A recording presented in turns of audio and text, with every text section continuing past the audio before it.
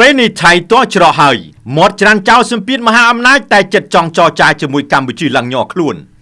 អំឡុងដំណើរទស្សនកិច្ចនៅទីក្រុងតូក្យូនេះពេលថ្មីនេះរដ្ឋមន្ត្រីការបរទេសថៃលោកស៊ីហាសៈភួងកេកៅបានបកស្រាយនៅចំពោះមុខអ្នកសារព័ត៌មានអន្តរជាតិអំពីស្ថានភាពព្រំដែនកម្ពុជាថៃដែលកំពុងតែមានភាពតានតឹងខ្លាំងថាក្រោយការជជែកតាមទូរស័ព្ទជាមួយរដ្ឋមន្ត្រីការបរទេសអាមេរិកលោក Marco Rubio ប្រទេសថៃមិនបានរងសម្ពាធពីមហាអំណាចណាមួយឡើយមិនថាសហរដ្ឋអាមេរិកឬមហាយៈចិនទោះជាយ៉ាងណាបើពិនិត្យលើទស្សនវិជ្ជានយោបាយជាក់ស្ដែងការលើកឡើងនេះត្រូវបានគេមើលឃើញថាគ្រាន់តែនិយាយលួងលោមចិត្តប្រជាជនខ្លួនឯងដើម្បីរក្សាមុខមាត់ជាតិនិយមតែប៉ុណ្ណោះតាមការពិតស្ថានភាពនៅសមរភូមិនិងសម្ពាធការទូតពីសំណាក់មហាអំណាចបានធ្វើឲ្យថៃស្ថិតក្នុងស្ថានភាពនិយាយលែងចេញចំណុចដែលគួរឲ្យកត់សម្គាល់បំផុតនោះគឺថាកាលពីមុនភាគីថៃតែងតែបង្ហាញជំហររឹងត្អឹងដោយប្រកាសថាឈប់ចរចាជាមួយកម្ពុជាហើយដរាបណាកម្ពុជាមិនទាន់បំពេញលក្ខខណ្ឌដ៏ឆ្កួតលីលាដែលខ្លួនចង់បានប៉ុន្តែបច្ចុប្បន្នយោងតាមខ្លឹមសារនៃការចុះផ្សាយរបស់ The Nation លោកស៊ីហាសៈបែរជាព្យាយាមបង្ហាញផ្លូវសម្រាប់កិច្ចចរចាឡើងវិញ